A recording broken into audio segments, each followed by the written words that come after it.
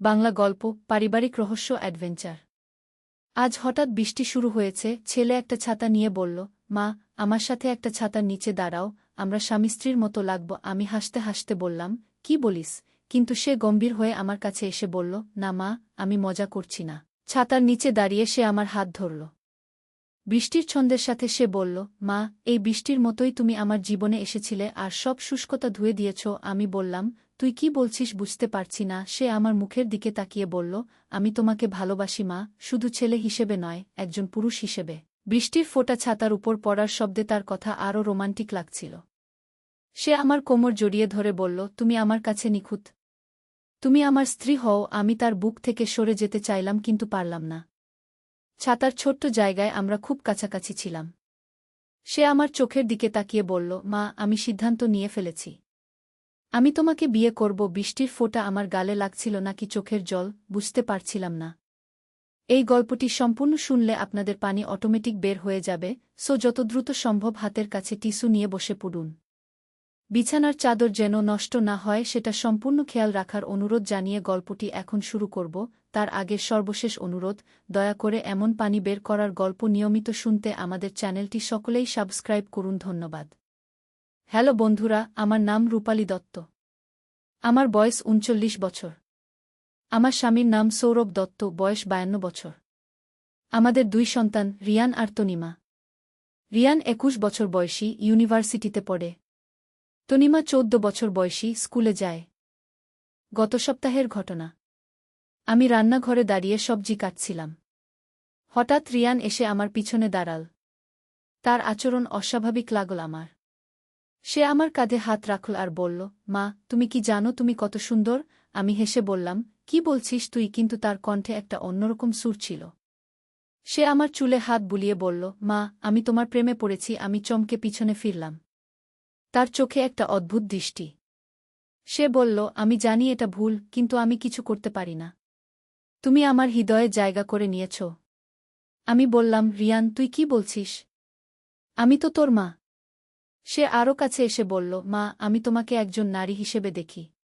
তুমি এত সুন্দর, এত আকর্ষণীয়। আমি তোমাকে ভালোবাসি। আমার হৃদস্পন্দন বেড়ে গেল। এমন সময় হঠাৎ দরজার কলিং বেলের আওয়াজ শুনলাম। আমি দ্রুত দরজার দিকে গেলাম। দরজা খুলে দেখি একজন অপরিচিত লোক দাঁড়িয়ে আছে। তার হাতে একটা খাম। লোকটি বলল, আপনি কি রূপালী দত্ত? আমি বললাম, হ্যাঁ। সে খামটি আমার হাতে দিয়ে বলল, এটা আপনার জন্য। খুব গুরুত্বপূর্ণ। খামটি খুলে দেখি ভেতরে একটা চিঠি। চিঠিতে লেখা, প্রিয় রূপালী, তুমি হয়তো জানো না, কিন্তু তোমার ছেলে রিয়ান আসলে তোমার আপন ছেলে নয়। ২১ বছর আগে হাসপাতালে বাচ্চা বদল হয়ে গিয়েছিল। রিয়ানের আসল মা মারা গেছে গত মাসে। সে তোমাকে একটা গোপন বার্তা দিয়ে গেছে। যদি তুমি সত্য জানতে চাও, তাহলে আজ রাত ১২টায় পুরানো গোরস্থানের কাছে আসবে। চিঠিটা পড়ে আমার মাথা ঘুরে গেল। রিয়ান আমার আপন ছেলে নয়? তাহলে সে যা বলছিল। আমি রিয়ানের কাছে ফিরে গেলাম। সে এখনও রান্নাঘরে দাঁড়িয়ে আছে। আমি বললাম, রিয়ান, তুই কি জানিস তুই আমার আপন সন্তান নয়? রিয়ান চমকে গেল। তারপর ধীরে ধীরে বলল, হ্যাঁ মা, আমি জানি। গত সপ্তাহে আমার জন্ম সার্টিফিকেট দেখতে গিয়ে জানতে পারি। কিন্তু এতে কিছু যায় আসে না। তুমি আমাকে মানুষ করেছ। আমি তোমাকে ভালোবাসি। আমি বললাম, কিন্তু রিয়ান, এভাবে ভালোবাসা ঠিক নয়। রিয়ান বলল, কেন মা? আমরা তো রক্তের সম্পর্কে আবদ্ধ নই। আমি তোমাকে বিয়ে করতে পারি। এমন সময় আমার স্বামী সৌরভ অফিস থেকে ফিরল। সে দেখল আমরা দুজনে একটু অস্বস্তিতে আছি। সৌরভ জিজ্ঞেস করল, কি হয়েছে? তোমরা দুজনে এত গম্ভীর কেন? আমি চিঠিটা সৌরভকে দিলাম। সে পড়ে অবাক হয়ে গেল। বলল, এটা কি? রিয়ান আমাদের ছেলে নয়? রিয়ান বলল, না বাবা। আমি জানি এটা শখ। কিন্তু সত্য হলো আমি তোমাদের আপন সন্তান নই। সৌরভ জিজ্ঞেস করল, তাহলে আমাদের আসল ছেলে কোথায়? এই প্রশ্নের উত্তর জানার জন্য আমাদের রাত ১২টায় গোরস্থানে যেতে হবে।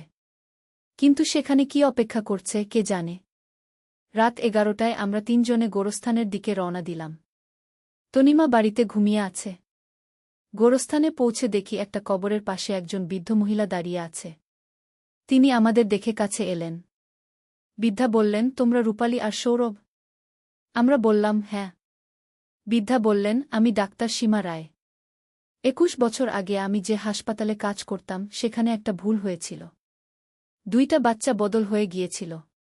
সৌরভ জিজ্ঞেস করল, আমাদের আসল ছেলে কোথায়? ডাক্তার বললেন, তোমাদের আসল ছেলের নাম অভিজিৎ। সে এখন 21 বছর বয়সী। ঢাকায় ইঞ্জিনিয়ারিং পড়ে। আমি জিজ্ঞেস করলাম, তাহলে রিয়ানের আসল মা বাবা কে? ডাক্তার বললেন, রিয়ানের আসল মায়ের নাম ছিল প্রীতি। গত মাসে সে মারা গেছে। মরার আগে সে আমাকে বলেছিল যেন আমি তোমাদের সত্য জানিয়ে দিই। রিয়ান জিজ্ঞেস করল, আমার আসল বাবাকে? ডাক্তার একটু থামলেন। তারপর বললেন, রিয়ান, তোমার আসল বাবার নাম রাজেশ মিত্র। সে একজন বিখ্যাত লেখক। কিন্তু সে জানেই না যে তার একটা ছেলে আছে। এই কথা শুনে রিয়ানের মুখ ফ্যাকাশে হয়ে গেল। সে বলল, রাজেশ মিত্র?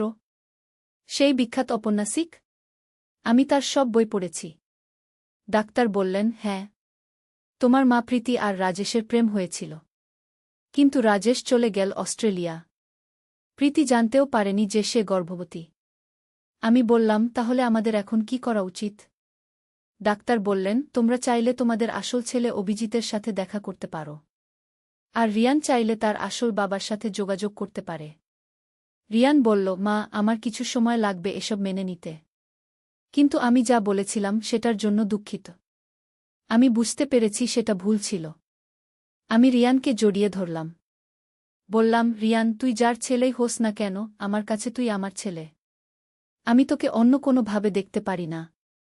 সৌরভও বলল, রিয়ান, তুই আমাদের পরিবারের অংশ। এটা কখনো বদলাবে না। ডাক্তার আমাদের একটা ঠিকানা দিলেন। বললেন, এইখানে অভিজিৎ থাকে। তোমরা চাইলে কাল গিয়ে দেখা করতে পারো। পরের দিন সকালে আমরা ঢাকায় গেলাম। অভিজিতের বাসায় পৌঁছে দেখি সে একদম আমার আর সৌরভের মতো দেখতে। তার চোখ আমার মতো, নাক সৌরভের মতো। অভিজিৎ আমাদের দেখে অবাক হয়ে গেল। আমরা সব কিছু বললাম। সে প্রথমে বিশ্বাস করতে পারল না। কিন্তু ডিএনএ টেস্ট করার পর সব প্রমাণ হল। অভিজিৎ বলল, আমি সবসময় মনে করতাম আমার বাবা মায়ের সাথে আমার কোনো মিল নেই। এখন সব বুঝতে পারছি। আমরা অভিজিতের পালক মা বাবার সাথেও কথা বললাম। তারা খুবই ভালো মানুষ। তারা বললেন, অভিজিৎ আমাদের কাছে আমাদের আপন সন্তানের মতো। কিন্তু তার যদি তার আসল মা বাবার সাথে থাকতে ইচ্ছে করে, আমরা বাধা দেব না। এইভাবে আমাদের পরিবারে একটা নতুন সদস্য যুক্ত হল। রিয়ান আর অভিজিৎ দুজনেই আমাদের ছেলে। তারা এখন খুব ভালো বন্ধু। রিয়ান তার আসল বাবা রাজেশ মিত্রের সাথেও যোগাযোগ করেছে। রাজেশ অস্ট্রেলিয়া থেকে ফিরে এসেছেন। তিনি রিয়ানকে দেখে খুব খুশি হয়েছেন। এখন আমাদের পরিবার আরও বড় হয়েছে। কিন্তু ভালোবাসা আরও বেড়েছে। আমি বুঝতে পেরেছি যে রক্তের সম্পর্ক সবচেয়ে বড় নয়। ভালোবাসাই সবচেয়ে বড় সম্পর্ক। সেই বৃষ্টির দিনে রিয়ান যা বলেছিল সেটা ছিল তার মনের বিভ্রম। সে আসলে আমাকে একজন মায়ের মতোই ভালোবাসে। কিন্তু রক্তের সম্পর্ক না থাকার কারণে তার মনে বিভ্রান্তি তৈরি হয়েছিল। এখন সব ঠিক আছে। রিয়ান বুঝতে পেরেছে যে আমি তার মা, যাই হোক না কেন। আর আমি দুটি ছেলের মা, রিয়ান আর অভিজিৎ। এই পুরো ঘটনা আমাদের পরিবারের সবাইকে আরও কাছে নিয়ে এসেছে।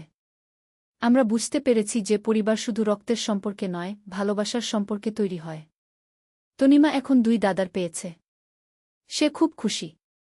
রিয়ান আর অভিজিৎ দুজনেই তাকে খুব আদর করে। এই গল্প শুনে আপনারা হয়তো ভাবছেন যে এটা কোনো অস্বাভাবিক ঘটনা। কিন্তু জীবনে অনেক সময় এমন অস্বাভাবিক ঘটনা ঘটে যা আমাদের জীবন বদলে দেয়া। আমাদের পরিবারে যে রহস্য লুকিয়েছিল সেটা প্রকাশ পাওয়ার পর আমাদের জীবনে একটা নতুন অধ্যায় শুরু হয়েছে। এখন আমরা আরও খুশি, আরও সম্পূর্ণ। বৃষ্টির সেই দিনে যা শুরু হয়েছিল সেটা আজ একটা সুন্দর সমাপ্তিতে এসে পৌঁছেছে। কখনো কখনো জীবনের সবচেয়ে বড় রহস্যের সমাধান হয় সবচেয়ে সহজভাবে, ভালোবাসার মাধ্যমে। আমার এই গল্প শুনে আপনাদের চোখে হয়তো জল এসেছে। এটাই সেই জল যার কথা আমি শুরুতে বলেছিলাম। আবেগের জল, খুশির জল, ভালোবাসার জল। পরিবার হল জীবনের সবচেয়ে বড় সম্পদ। আর ভালোবাসা হল সেই সম্পদের সবচেয়ে মূল্যবান অংশ। আমার পরিবারের এই গল্প হয়তো অনেকের কাছে অবিশ্বাস্য মনে হবে। কিন্তু ভালোবাসার কাছে অসম্ভব বলে কিছু নেই। কিছুদিন পর আমাদের পরিবারে আরেকটি রহস্যময় ঘটনা ঘটল। রিয়ান একদিন আমার কাছে এসে বলল, মা, আমি একটা অদ্ভুত স্বপ্ন দেখছি রোজ। সেই স্বপ্নে আমি একটা পুরানো বাড়ি দেখি। সেখানে একজন মহিলা আমাকে ডাকছেন। আমি বললাম, কেমন মহিলা? রিয়ান বলল, তার চেহারা খুব পরিচিত লাগে। মনে হয় তাকে আগে কোথাও দেখেছি। তিনি বলেন, রিয়ান, আমার কাছে আয়। আমার একটা গোপন কথা আছে গি। আমি ভাবলাম এটা হয়তো তার আসল মা প্রীতির কথা ভাবতে ভাবতে এমন স্বপ্ন দেখছে। কিন্তু রিয়ান বলল, না মা, এই মহিলা প্রীতি নন। তিনি অন্য কেউ। সেদিন রাতে রিয়ান আবার সেই স্বপ্ন দেখল। এবার সেই মহিলা তাকে একটা ঠিকানা দিলেন। রিয়ান সকালে উঠে আমাদের বলল, মা, আমাকে সেই জায়গায় যেতে হবে। সৌরভ বলল, স্বপ্নের জন্য এত পাগল হওয়ার কি আছে? কিন্তু রিয়ান অনেক জেদ করল। শেষে আমরা তার সাথে সেই ঠিকানায় গেলাম। দেখি সেখানে সত্যিই একটা পুরানো বাড়ি আছে। বাড়িটা দেখতে একদম রিয়ানের স্বপ্নের মতো। বাড়ির দরজা খোলা। ভেতরে গিয়ে দেখি একজন বৃদ্ধা বসে আছেন। তিনি রিয়ানকে দেখে বললেন, এসেছিস রিয়ান? আমি তোর জন্য অপেক্ষা করছিলাম। রিয়ান অবাক হয়ে বলল, আপনি কে? আমি আপনাকে কিভাবে চিনি? বৃদ্ধা বললেন, আমি তোর দাদি। তোর আসল মা প্রীতির মা। আমার নাম কমলা দেবী। আমরা সবাই চমকে গেলাম। রিয়ানের দাদি এখনও বেঁচে আছেন? কমলা দেবী বললেন, প্রীতি মারা যাওয়ার পর আমি খোঁজ নিয়ে জানতে পারলাম রিয়ানের কথা। আমি তোকে স্বপ্নের মাধ্যমে ডেকেছি। রিয়ান বলল, দাদি, আপনি কি আসলেই স্বপ্নে আসতে পারেন? কমলা দেবী হাসলেন। বললেন, আমাদের পরিবারে একটা বিশেষ ক্ষমতা আছে। আমরা মনের শক্তি দিয়ে অন্যদের স্বপ্নে যেতে পারি। সৌরভ বলল, এসব কি বলছেন? এগুলো তো বিজ্ঞানের দৃষ্টিতে অসম্ভব। কমলা দেবী বললেন, বিজ্ঞান সব কিছু ব্যাখ্যা করতে পারে না। প্রকৃতির অনেক রহস্য এখনও অজানা। তিনি রিয়ানকে বললেন, তুই যদি চাস, আমি তোকে এই ক্ষমতা শেখাতে পারি। রিয়ান উৎসুক হয়ে বলল, সত্যি? কমলা দেবী বললেন, হ্যাঁ। কিন্তু এর জন্য তোকে অনেক সাধনা করতে হবে। মন শান্ত রাখতে হবে। ধ্যান করতে হবে। পরের কয়েক সপ্তাহ রিয়ান প্রতিদিন কমলা দেবীর কাছে যেত। তিনি তাকে ধ্যান শেখাতেন।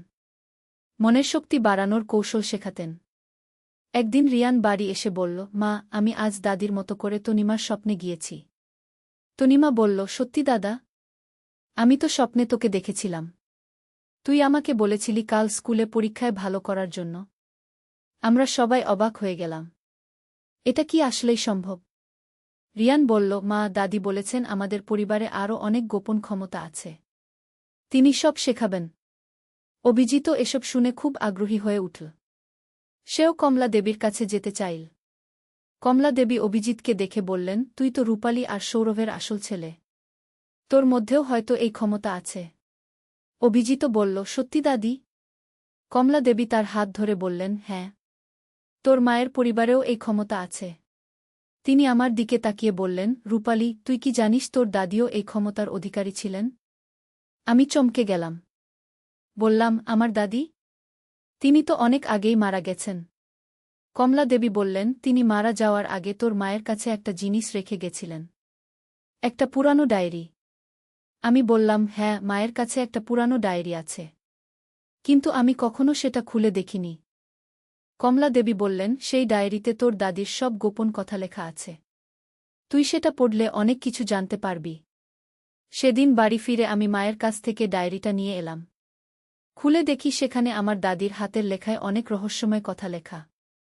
ডায়েরিতে লেখা ছিল, আমাদের পরিবারে প্রজন্ম থেকে প্রজন্ম ধরে একটা বিশেষ ক্ষমতা চলে আসছে। আমরা মানুষের মন পড়তে পারি। স্বপ্নে যেতে পারি। এমনকি ভবিষ্যতও দেখতে পারি। আরও লেখা ছিল, এই ক্ষমতা সবার মধ্যে জাগ্রত হয় না। শুধু যাদের মন খুব শুদ্ধ তাদের মধ্যেই এই ক্ষমতা প্রকাশ পায়। আমি সবাইকে ডায়েরির কথা বললাম। রিয়ান বলল, মা, তাহলে তোমারও হয়তো এই ক্ষমতা আছে। কমলা দেবী আমাদের শেখাতে শুরু করলেন। প্রতিদিন আমরা তার কাছে যেতাম। তিনি আমাদের ধ্যান শেখাতেন। মনের শক্তি বাড়ানোর কৌশল শেখাতেন। কিছুদিন পর আমিও স্বপ্নের মাধ্যমে অন্যদের সাথে যোগাযোগ করতে পারলাম। একদিন আমি আমার মৃত দাদির সাথে স্বপ্নে কথা বললাম। দাদি আমাকে বললেন, রূপালী, তুই ঠিক পথে আছিস। এই ক্ষমতা ব্যবহার করে তুই অনেক মানুষের উপকার করতে পারবি। আমি জিজ্ঞেস করলাম, দাদি, আমি কিভাবে এই ক্ষমতা ব্যবহার করব? দাদি বললেন, যারা সমস্যায় আছে তাদের স্বপ্নে গিয়ে সমাধান দিতে পারিস। যারা পথ হারিয়েছে তাদের পথ দেখাতে পারিস। পরদিন আমি কমলা দেবীকে দাদির কথা বললাম। তিনি খুশি হয়ে বললেন, এটাই তো আমাদের পরিবারের ঐতিহ্য। আমরা মানুষের সেবা করি। তিনি আমাদের আরও অনেক কিছু শেখালেন। কিভাবে অসুস্থ মানুষের স্বপ্নে গিয়ে তাদের সুস্থ হওয়ার শক্তি দিতে হয়। কিভাবে দুঃখী মানুষের মনে শান্তি আনতে হয়। একদিন আমাদের পাড়ার একটি মেয়ে অসুস্থ হয়ে পড়ল। ডাক্তাররা বলল তার রোগ ভালো হওয়ার সম্ভাবনা কম। মেয়েটির মা কাঁদতে কাঁদতে আমার কাছে এল। আমি সেই রাতে মেয়েটির স্বপ্নে গেলাম। দেখি সে খুব ভয় পেয়ে আছে। আমি তাকে শান্ত করলাম। বললাম, ভয় পেজো না। তুমি ভালো হয়ে যাবে। আমি তার মনে শক্তি সঞ্চার করলাম। পরদিন শুনলাম মেয়েটির অবস্থার উন্নতি হয়েছে। কয়েকদিন পর সে সম্পূর্ণ সুস্থ হয়ে গেল। এই ঘটনার পর আমাদের এলাকায় আমাদের সম্মান বেড়ে গেল। মানুষ আমাদের কাছে সমস্যার সমাধানের জন্য আসতে শুরু করল। রিয়ান একদিন বলল, মা, আমি ভবিষ্যৎ দেখতে পারছি। আমি বললাম, কি দেখছিস? রিয়ান বলল, আমি দেখছি আমাদের পরিবার আরও বড় হবে। অভিজিৎ বিয়ে করবে। তার স্ত্রীর মধ্যেও এই ক্ষমতা আছে। সত্যি কিছুদিন পর অভিজিৎ একটি মেয়েকে বিয়ে করল। মেয়েটির নাম অনন্যা। বিয়ের পর জানতে পারলাম অনন্যাও স্বপ্নে মানুষের সাথে কথা বলতে পারে। অনন্যা বলল, আমি ছোটবেলা থেকেই এই ক্ষমতা আছে। কিন্তু কারো কাছে বলতে পারিনি। সবাই পাগল ভাবত। কমলা দেবী বললেন, এটা কোনো কাকতালীয় ব্যাপার নয়। যাদের এই ক্ষমতা আছে তারা একে অপরের প্রতি আকর্ষিত হয়। এখন আমাদের পরিবারে অনেক সদস্য যাদের বিশেষ ক্ষমতা আছে। আমরা সবাই মিলে মানুষের সেবা করি। যার যে সমস্যা, আমরা স্বপ্নের মাধ্যমে তার সমাধান দিয়ে থাকি। তনিমাও এখন বড় হয়েছে। তার মধ্যেও এই ক্ষমতার লক্ষণ দেখা দিয়েছে। সে স্কুলের বন্ধুদের স্বপ্নে গিয়ে তাদের পড়াশোনায় সাহায্য করে। একদিন রিয়ানের আসল বাবা রাজেশ মিত্র আমাদের বাড়িতে এলেন। তিনি রিয়ানের ক্ষমতার কথা শুনে অবাক হলেন। রাজেশ বললেন, আমার পরিবারেও এই ধরনের ক্ষমতা ছিল। আমার দাদা মানুষের মন পড়তে পারতেন। এভাবে আমরা জানতে পারলাম যে এই বিশেষ ক্ষমতা অনেক পরিবারেই আছে। কিন্তু অধিকাংশ মানুষ এগুলো নিয়ে কথা বলতে ভয় পায়। আমাদের এলাকায় এখন একটা বিশেষ কেন্দ্র তৈরি হয়েছে, যেখানে আমরা মানুষের মানসিক সমস্যার সমাধান করি। ডাক্তারি চিকিৎসার পাশাপাশি আমরা আধ্যাত্মিক চিকিৎসাও করি। অনেক মানুষ দূর দূরান্ত থেকে আমাদের কাছে আসে। আমরা তাদের স্বপ্নের মাধ্যমে সাহায্য করি। অনেকের জীবনে ইতিবাচক পরিবর্তন এসেছে। একদিন কমলা দেবী আমাদের সবাইকে ডাকলেন। বললেন, আমার সময় শেষ হয়ে আসছে। কিন্তু আমি শান্তি নিয়ে যেতে পারছি। কারণ আমি জানি আমাদের পরিবারের ঐতিহ্য তোমরা এগিয়ে নিয়ে যাবে। কয়েকদিন পর কমলা দেবী মারা গেলেন। কিন্তু তার মৃত্যুর পরও আমরা তার সাথে স্বপ্নে কথা বলি। তিনি আমাদের পথ দেখান। আজ আমাদের পরিবারটা অনেক বড়। রিয়ানও বিয়ে করেছে। তার স্ত্রীর মধ্যেও এই ক্ষমতা আছে। আমাদের নাতিনাতনীদের মধ্যেও এই ক্ষমতার লক্ষণ দেখা দিচ্ছে। আমি এখন বুঝতে পেরেছি যে সেই বৃষ্টির দিনে রিয়ান যা বলেছিল সেটা আসলে তার অবচেতন মনের কথা ছিল। তার মধ্যে যে বিশেষ ক্ষমতা ছিল সেটা জাগ্রত হওয়ার আগে তার মনে বিভ্রান্তি তৈরি হয়েছিল। এখন রিয়ান তার ক্ষমতা সঠিকভাবে ব্যবহার করছে। সে অনেক মানুষের জীবনে আলো নিয়ে এসেছে। আমি তার জন্য গর্বিত। আমাদের পরিবারের এই গল্প অনেকের কাছে রূপকথার মতো মনে হতে পারে। কিন্তু যারা আধ্যাত্মিক শক্তিতে বিশ্বাস করেন তারা জানেন যে এসব সত্যি। জীবনে অনেক রহস্য আছে যেগুলো বিজ্ঞান এখনও ব্যাখ্যা করতে পারেনি। আমাদের পরিবারের গল্প সেই রহস্যেরই একটা অংশ। আমি যখন এই গল্প বলছি তখন হয়তো অনেকে ভাবছেন এসব কি আদৌ সম্ভব। আমি বলবো, মন খোলা রেখে চিন্তা করুন। জীবনে অনেক অলৌকিক ঘটনা ঘটে যা আমরা ব্যাখ্যা করতে পারি না। আমাদের পূর্বপুরুষরা বিশ্বাস করতেন যে মানুষের মনের শক্তি অসীম। আধুনিক বিজ্ঞানও এখন স্বীকার করছে যে মানুষের মস্তিষ্কে এমন সব ক্ষমতা আছে যেগুলো আমরা সঠিকভাবে ব্যবহার করতে পারি না। আমাদের পরিবারের মানুষরা সেই ক্ষমতাগুলো ব্যবহার করতে পারে। এটা কোনো জাদু নয়, এটা প্রকৃতির একটা স্বাভাবিক নিয়ম। তবে আমি একটা কথা বলতে চাই। এই ধরনের ক্ষমতা যাদের আছে তাদের খুব সাবধানে এটা ব্যবহার করা উচিত। কারণ এই শক্তি খারাপ কাজেও ব্যবহার করা যায়। আমাদের পরিবারে আমরা শুধু ভালো কাজেই এই শক্তি ব্যবহার করি। মানুষের উপকারেই এই শক্তি ব্যয় করি। এই গল্পের শেষে আমি বলতে চাই যে জীবনে যত রহস্যই থাকুক, ভালোবাসাই সবচেয়ে বড় শক্তি। আমাদের পরিবারের সব ক্ষমতার মূলে আছে ভালোবাসা। যদি আপনাদের মধ্যেও কেউ এই ধরনের অভিজ্ঞতার সম্মুখীন হন, তাহলে ভয় পাবেন না। এটাকে ইতিবাচকভাবে ব্যবহার করার চেষ্টা করুন। আর সবসময় মনে রাখবেন যে শক্তিই থাকুক, সেটা মানুষের কল্যাণেই ব্যবহার করা উচিত। নূরের আলো, একটি সম্পূর্ণ ইসলামিক কাহিনী। প্রথম অধ্যায়, শুরুর গল্প। মধ্যযুগের বাগদাদ শহরে হাসান নামে এক যুবক বাস করত। তার বাবা ছিলেন একজন বিখ্যাত আলেম এবং মা ছিলেন অত্যন্ত ধর্মপরায়ণ। কিন্তু হাসান ছিল সম্পূর্ণ বিপরীত। সে দিনরাত বন্ধুদের সাথে আমোদ-প্রমোদে মত্ত থাকত, নামাজ পড়ত না, কোরআন তেলাওয়াত করত না।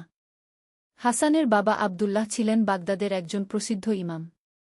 প্রতিদিন সকালে ফজরের নামাজের পর তিনি তার ছেলের জন্য দোয়া করতেন। তার চোখে অশ্রু গড়িয়ে পড়ত যখন তিনি দেখতেন হাসান রাতের পর রাত বাড়ি ফিরছে না। হে আল্লাহ, আমার ছেলেকে হেদায়েত দান করুন, তিনি প্রতিদিন কাঁদতে কাঁদতে দোয়া করতেন। হাসানের মা আমিনা প্রতি রাতে তাহাজ্জুদের নামাজে দাঁড়িয়ে তার ছেলের জন্য দোয়া করতেন। তার হৃদয় ভেঙে যেত যখন দেখতেন হাসান মসজিদে আসে না, বরং খারাপ সঙ্গীদের সাথে সময় কাটায়। দ্বিতীয় অধ্যায়, পথভ্রষ্টতার চরম। হাসান দিন দিন আরও খারাপের দিকে যাচ্ছিল। সে জুয়া খেলা শুরু করেছিল, মদ্যপান করত এবং চুরি ডাকাতিতেও লিপ্ত হয়েছিল। তার বন্ধুরা ছিল একদল দুর্বৃত্ত যারা তাকে আরও পাপের পথে টেনে নিয়ে যাচ্ছিল। একদিন হাসান এবং তার বন্ধুরা একটি বড় ডাকাতির পরিকল্পনা করল। তারা শহরের সবচেয়ে ধনী ব্যবসায়ী আবু ইউসুফের বাড়িতে ডাকাতি করার সিদ্ধান্ত নিল। আবু ইউসুফ ছিলেন একজন অত্যন্ত ধর্মপরায়ণ ব্যক্তি যিনি তার সম্পদের একটি বড় অংশ গরিব দুঃখীদের মধ্যে দান করতেন। পরিকল্পনা অনুযায়ী তারা রাতের অন্ধকারে আবু ইউসুফের বাড়িতে প্রবেশ করল। কিন্তু সেখানে গিয়ে হাসান একটি দৃশ্য দেখল যা তার জীবনটাই বদলে দিল। তৃতীয় অধ্যায়, প্রথম আলোর ঝলক। আবু ইউসুফের বাড়িতে ঢুকে হাসান দেখল বৃদ্ধ আবু ইউসুফ তাহাজ্জুদের নামাজে দাঁড়িয়ে আছেন। তিনি কান্নায় ভেঙে পড়ে আল্লাহর কাছে দোয়া করছিলেন। হে আল্লাহ, আমাদের শহরের যুবকরা পথভ্রষ্ট হয়ে যাচ্ছে। তাদেরকে সঠিক পথ দেখান। বিশেষ করে ইমাম আবদুল্লাহর ছেলে হাসানের জন্য দোয়া করি। তার বাবা মা কতই না কষ্ট পাচ্ছেন। হে আল্লাহ, হাসানকে হেদায়েত দান করুন গো। এই কথা শুনে হাসানের হৃদয় কেঁপে উঠল। তার চোখে পানি এসে গেল। সে বুঝতে পারল যে এই মানুষটি, যাকে সে ডাকাতি করতে এসেছে, তার জন্যই দোয়া করছেন। হাসান চুপচাপ বাড়ি থেকে বেরিয়ে এল। তার বন্ধুরা জিজ্ঞেস করল কেন সে ডাকাতি করল না। হাসান কিছু বলল না, শুধু বলল, আজ আর পারছি না গি। সেই রাতে হাসান ঘুমাতে পারল না। বারবার তার কানে বাজছিল আবু ইউসুফের দোয়ার কথা। প্রথমবারের মতো তার অন্তরে অনুশোচনা জাগল। চতুর্থ অধ্যায়, পরিবর্তনের শুরু। পরদিন সকালে হাসান তার বাবার কাছে গেল। আবদুল্লাহ তখন কোরআন তেলাওয়াত করছিলেন। হাসানকে দেখে তিনি অবাক হলেন, কারণ এত সকালে হাসান কখনো ঘর থেকে বের হতো না। বাবা, হাসান কাঁদতে কাঁদতে বলল, আমি অনেক পাপ করেছি। আল্লাহ কি আমাকে ক্ষমা করবেন? আবদুল্লাহর চোখে খুশির অশ্রু এসে গেল। তিনি তার ছেলেকে বুকে জড়িয়ে ধরে বললেন, বেটা, আল্লাহ অত্যন্ত ক্ষমাশীল। তিনি বলেছেন, যে তওবা করে এবং সৎকর্ম করে, আল্লাহ তার পাপগুলোকে পুণ্যে পরিবর্তিত করে দেন। সেই দিন থেকে হাসানের জীবনে নতুন অধ্যায় শুরু হল। সে প্রতিদিন 5 ওয়াক্ত নামাজ পড়তে শুরু করল, কোরআন শেখা শুরু করল এবং তার পুরানো বন্ধুদের সাথে সম্পর্ক ছিন্ন করল। পঞ্চম অধ্যায়, জ্ঞান অর্জনের পথে। হাসান ইসলামিক শিক্ষা নিতে শুরু করল। তার বাবা তাকে বিভিন্ন আলেমদের কাছে পাঠাতে শুরু করলেন। হাসান হাদিস, ফিকহ, তাফসির সব বিষয়ে জ্ঞান অর্জন করতে লাগল। 3 বছর পর হাসান একজন ভালো আলেম হয়ে উঠল। কিন্তু তার মনে এক প্রশ্ন ঘুরপাক খাচ্ছিল, তার অতীতের পাপের জন্য সে কিভাবে কাফফারা দেবে? একদিন তার বাবা তাকে বললেন, বেটা, তোমার শেখার সময় শেষ। এখন সময় এসেছে মানুষের কাজে আসার।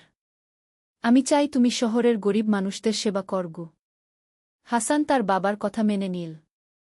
সে গরিব এলাকায় গিয়ে একটি ছোট মাদ্রাসা ও এতিমখানা প্রতিষ্ঠা করল। সেখানে সে গরিব শিশুদের বিনামূল্যে শিক্ষা দিতে শুরু করল। ষষ্ঠ অধ্যায়, সেবার মধ্যে শান্তি। হাসানের মাদ্রাসায় দিন দিন ছাত্রের সংখ্যা বাড়তে থাকল। সে শুধু দিনী শিক্ষা নয়, দুনিয়াবী শিক্ষাও দিত। তার উদ্দেশ্য ছিল এমন মুসলমান তৈরি করা যারা দিন ও দুনিয়া দুটোতেই সফল হবে। এতিমখানায় তিনি 500টি এতিম শিশুর দেখাশোনা করতেন। তাদের খাওয়া পড়া চিকিৎসা সবকিছুর ব্যবস্থা করতেন। রাতে তিনি তাদের ঘুম পাড়ানোর জন্য ইসলামিক গল্প বলতেন। একদিন এক ছোট্ট এতিম বাচ্চা তাকে জিজ্ঞেস করল, চাচা, আপনি কেন আমাদের এত সেবা করেন? আমাদের তো কোনো আত্মীয় নেই গু। হাসানের চোখে পানি এসে গেল। তিনি বাচ্চাটিকে কোলে নিয়ে বললেন, তোমরা সবাই আমার সন্তানের মতো। আল্লাহ তায়ালা বলেছেন, যে এতিমদের সেবা করবে সে জান্নাতে আমার সাথে থাকবে গু। সপ্তম অধ্যায়, বিপদের মোকাবেলা। হাসানের ভালো কাজ দেখে কিছু লোক হিংসা করতে শুরু করল। তারা শহরের কর্তৃপক্ষের কাছে মিথ্যা অভিযোগ করল যে হাসান রাজনৈতিক ষড়যন্ত্র করছে। একদিন রাতে সরকারি সৈন্যরা এসে হাসানকে গ্রেফতার করল। তাকে কারাগারে রাখা হল। কারাগারে বসে হাসান আল্লাহর কাছে দোয়া করতে লাগল। হে আল্লাহ, যদি এই বিপদ আমার কোনো ভুলের কারণে হয়ে থাকে তাহলে আমাকে ক্ষমা করুন। আর যদি এটা আমার পরীক্ষা হয় তাহলে আমাকে ধৈর্য দান করুন। কারাগারে অন্য বন্দীরা তার কাছে ইসলাম সম্পর্কে জানতে চাইত। হাসান তাদের কোরআনের আয়াত শেখাতেন, হাদিস বলতেন। ধীরে ধীরে অনেক বন্দী তওবা করে সৎপথে ফিরে এল। অষ্টম অধ্যায়, সত্যের জয়। ৩ মাস পর সত্য প্রকাশ পেল। যারা হাসানের বিরুদ্ধে মিথ্যা অভিযোগ করেছিল তাদের আসল উদ্দেশ্য ফাঁস হয়ে গেল। তারা চেয়েছিল হাসানের জমিজমা দখল করতে। হাসান কারাগার থেকে মুক্তি পেল। সাথে সাথে অনেক বন্দীও তার সাথে বেরিয়ে এল যারা কারাগারেই তওবা করে মুসলমান হয়েছিল। শহরবাসী হাসানকে বীরের মতো সংবর্ধনা দিল। কিন্তু হাসান বলল, এই সব প্রশংসা আল্লাহর। আমি তো কেবল তার একজন বান্দাগু। হাসান আবার তার এতিমখানা ও মাদ্রাসার কাজে মনোযোগ দিল। এবার তার সাথে যুক্ত হল কারাগার থেকে আসা সেই তবাকারী লোকেরা। নবম অধ্যায়, হজের সফর। ৪ বছর বয়সে হাসান হজ করার সিদ্ধান্ত নিল। তিনি তার এতিমখানা ও মাদ্রাসার দায়িত্ব তার ছাত্রদের হাতে দিয়ে পবিত্র মক্কার উদ্দেশ্যে রওনা হলেন। মক্কায় পৌঁছে কাবা শরীফ দেখার পর হাসানের অবস্থা হল অন্যরকম। তিনি কাঁদতে কাঁদতে তোয়াফ করলেন। প্রতিটি চক্করে তিনি আল্লাহর কাছে নিজের, তার পরিবারের এবং সারা বিশ্বের মুসলমানদের জন্য দোয়া করলেন। সাফা মারওয়ার মাঝখানে তিনি দোয়া করলেন, হে আল্লাহ, আমি একদিন পাপী ছিলাম। আপনি আমাকে ক্ষমা করেছেন, সঠিক পথ দেখিয়েছেন। এখন আমার মৃত্যুর আগ পর্যন্ত যেন আপনার পথেই থাকতে পারি গে। আরাফাতের ময়দানে দাঁড়িয়ে তিনি সারা বিশ্বের জন্য দোয়া করলেন। তিনি দেখতে পেলেন লাখো মুসলমান একসাথে আল্লাহর কাছে কান্নাকাটি করছে। এই দৃশ্য দেখে তার হৃদয় আল্লাহর ভালোবাসায় ভরে গেল। দশম অধ্যায়, ফেরার পথে নতুন পরিকল্পনা। হজ শেষে মদিনায় গিয়ে হাসান রাসূল শাহ এর রওজা জিয়ারত করলেন। সেখানে দাঁড়িয়ে তিনি অনুভব করলেন যেন রাসূল শাহ তার সাথে কথা বলছেন। তিনি মনে মনে প্রতিজ্ঞা করলেন যে ফিরে গিয়ে আরও বেশি মানুষের সেবা করবেন। শুধু তার শহরে নয়, আশেপাশের গ্রামগুলোতেও শিক্ষার আলো ছড়িয়ে দেবেন। হজ থেকে ফেরার পথে তিনি বিভিন্ন শহরে থেমে সেখানকার আলেম ও দায়ীদের সাথে মিলিত হলেন। তিনি বুঝতে পারলেন যে ইসলামিক শিক্ষা ছড়ানোর জন্য একটি বড় নেটওয়ার্ক দরকার। একাদশ অধ্যায়, স্বদেশে প্রত্যাবর্তন ও নতুন উদ্যোগ। বাগদাদে ফিরে এসে হাসান দেখলেন তার এতিমখানা ও মাদ্রাসা আরও বড় হয়েছে। তার ছাত্ররা চমৎকারভাবে সব কিছু পরিচালনা করেছে।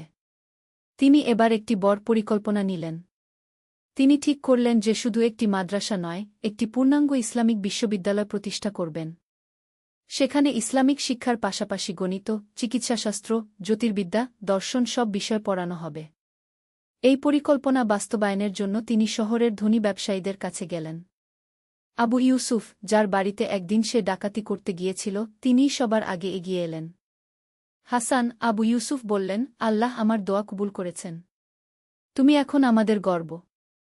এই বিশ্ববিদ্যালয়ের জন্য আমার সম্পদের অর্ধেক দান করলাম গ। দ্বাদশ অধ্যায়, বিশ্ববিদ্যালয়ের প্রতিষ্ঠা। 2 বছর পরিশ্রমের পর দারুল হিকমাহ নামে একটি বিশ্ববিদ্যালয় প্রতিষ্ঠিত হল। এখানে বিশ্বের বিভিন্ন প্রান্ত থেকে ছাত্ররা পড়তে আসত। গ্রিক, ফার্সি, হিন্দি, আরবি সব ভাষার বই এই বিশ্ববিদ্যালয়ের লাইব্রেরিতে সংগ্রহ করা হল। হাসান নিজে এই বিশ্ববিদ্যালয়ের প্রিন্সিপাল হলেন। তিনি এমন একটি শিক্ষা ব্যবস্থা চালু করলেন যেখানে ছাত্ররা জ্ঞান অর্জনের পাশাপাশি চরিত্র গঠনেও মনোযোগ দিত। প্রতিদিন ফজরের পর তিনি ছাত্রদের কোরআন তেলাওয়াত শেখাতেন। দুপুরে হাদিস ও ফিকহের ক্লাস নিতেন। বিকেলে বিজ্ঞান ও দর্শনের আলোচনা হতো। রাতে তিনি ছাত্রদের সাথে বসে জীবনের বিভিন্ন সমস্যার সমাধান নিয়ে আলোচনা করতেন।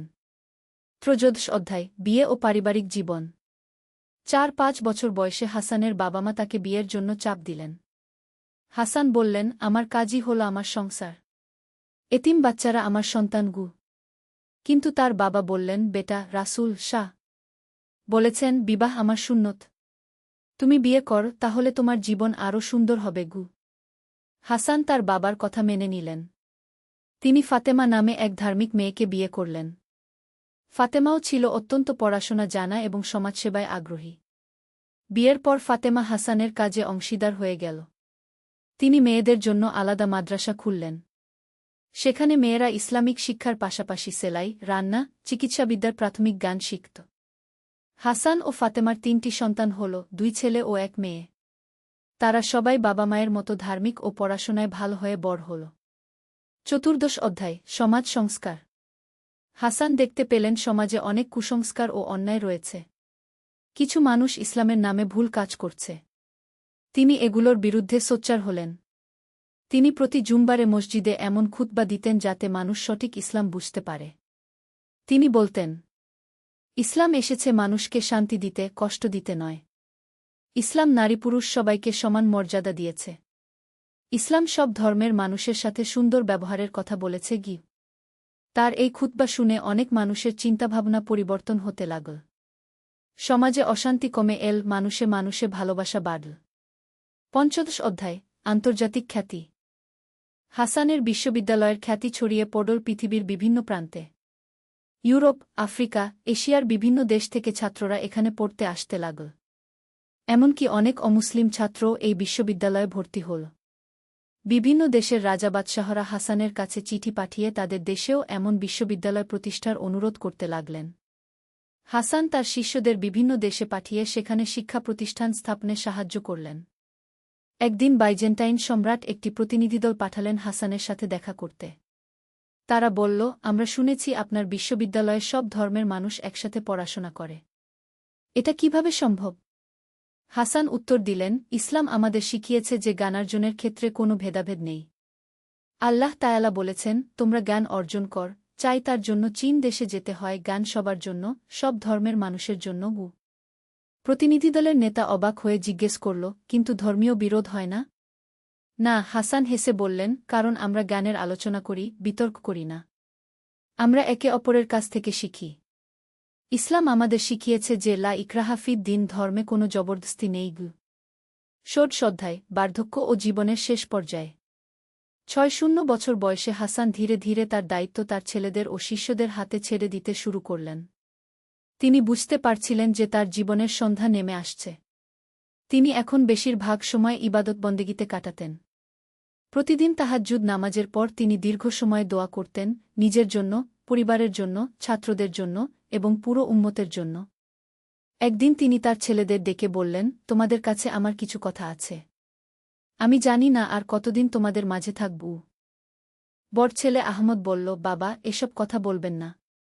আল্লাহ আপনাকে দীর্ঘ জীবন দান করুন গো। হাসান বললেন, বেটা, মৃত্যু তো সত্য। এ থেকে পালানোর কোনো উপায় নেই। আমি চাই তোমরা আমার কাজ এগিয়ে নিয়ে যাও। মানুষের সেবা কর, জ্ঞান বিতরণ কর, আল্লাহর পথে চলব। 17 অধ্যায়, শেষ হজ।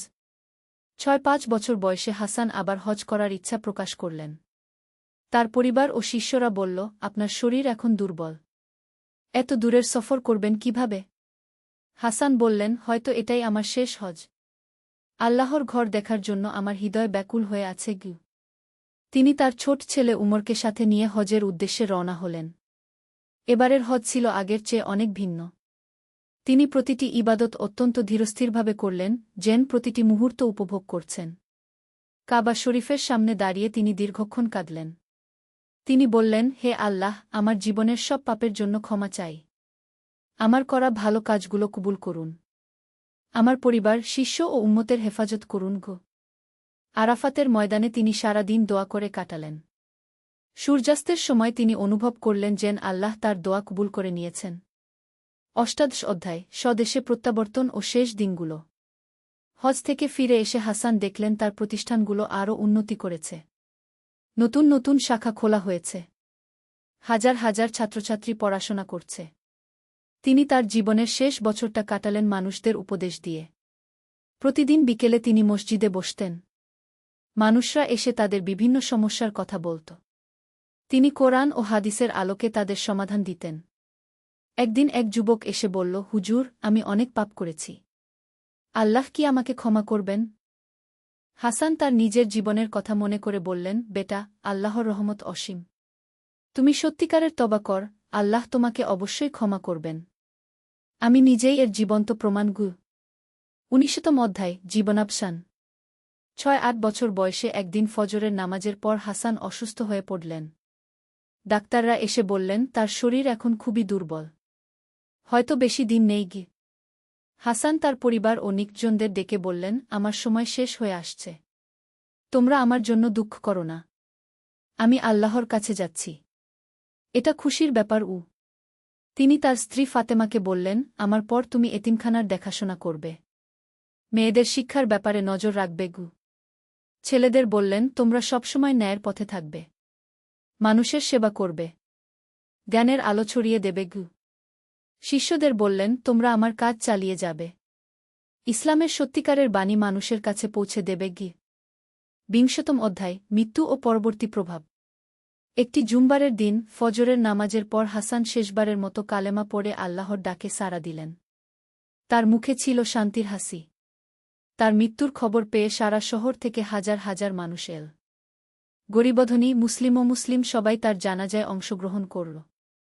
তার এক পুরানো ছাত্র বলল, আমাদের উস্তাদ শুধু একজন শিক্ষক ছিলেন না, তিনি ছিলেন একজন জীবন্ত কোরআন।